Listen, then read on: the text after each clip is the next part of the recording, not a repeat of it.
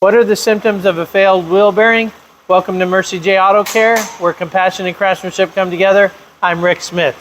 So this is a 2015 Camry, and while they were driving, there was a growling noise. For those of you in maybe snow country, sounds more like you'd have studded tires or something like that, but a growling noise.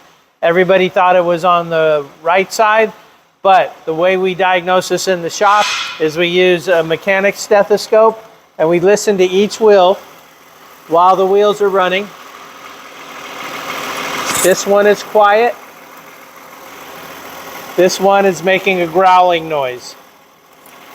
So that gives you a little bit of information on one of the symptoms of a bad wheel bearing and also how we go about chasing it down. Thanks for watching, and until next time, safe travels and blessings to you.